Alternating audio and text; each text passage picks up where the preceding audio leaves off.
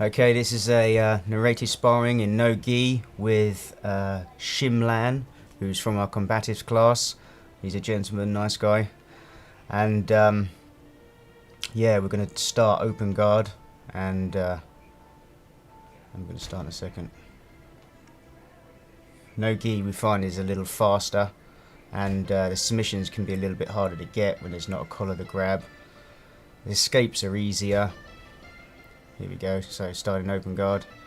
He throws the legs to the side and I kind of keep it playful and let him have the top position. Modified mount, I put my top arm through, go for the modified mount escape. Yeah, into the side mount, I go knee on belly. Yeah, he's really pushing me away here, and this kind of mentality is really for no striking, rolling. You know, you can't be pushing people away like that if they're striking you, because obviously you're opening up the distance to be punched. He'll learn that when he gets the gloves on, but at the moment there's no striking, so it's fine. So we're in a 3/4 guard here, and I'm looking to do the 3/4 guard pass from BBS1, but I can't get my forearm across the top of his thigh because he's holding the wrist. So at the moment I'm just controlling his leg to keep that foot trapped so he can't recover full guard. And when he just wait to see what he does with this hand. See, he's already losing interest in holding my wrist, and hopefully he's going to let go in a second, and I'm going to shoot my forearm up onto the thigh. If not, then I'll probably start working for the heavy hip version where I step my right leg back. No, okay, I'm going to go over the top. Okay, tripod, going to switch to tripod pass. Here we go, so up comes the knee on the stomach and then cut to the side. There we go, we have the pass. Again, he's trying to push me away, so I think I'll probably move to knee on belly here. Yeah, there we go. Knee on belly is great for when they're trying to create distance, just rather than resist it, just work with it. So I'm not really specifically going for anything at the moment, just waiting to see what he does. My options are, I want the underhook on the far side, or I want to step over with my leg.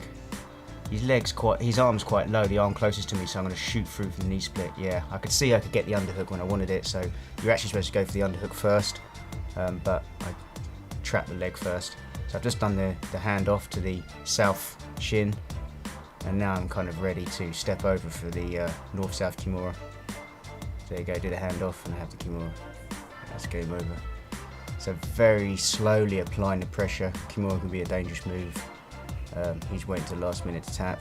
I guess he's just checking the submission out. Got to be very careful. There you go. So now let him up into my guard. It's nice to keep the roll moving. Try out different positions. So he goes to try and drive his elbow into my thigh, but it's a really bad idea, and I'm kind of telling him that now. Because it's so easy just to slap the hand and jump over for a triangle setup. That's what I'm explaining to him, and now I'm going to show him why. So it's very, you know, once you've got the triangle set up, you're in trouble basically.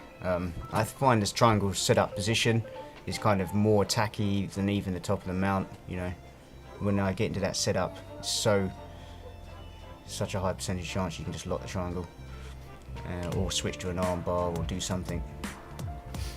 So he's turn to start side mounted. Let's see what he can do.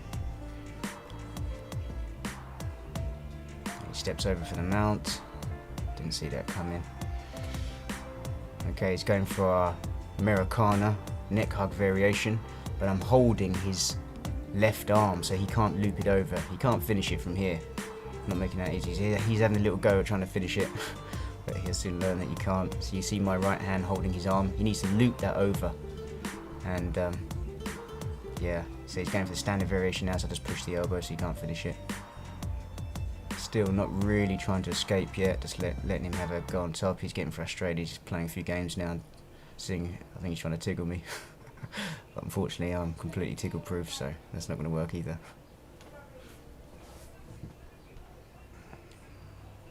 Yeah, I'm mucking around with his hooks, trying to get my leg flat to the floor.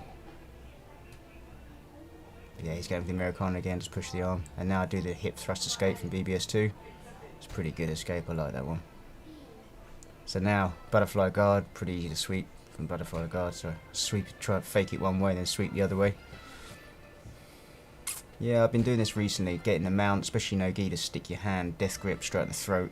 You find that quite often that can set up all kinds of things like arm bars. So there you go. He's just trying to trap and roll me and set up the arm bar. I could feel him trying to pull his elbow to the ground, but that's obviously no solution for getting out of an arm bar because that gives the triangle.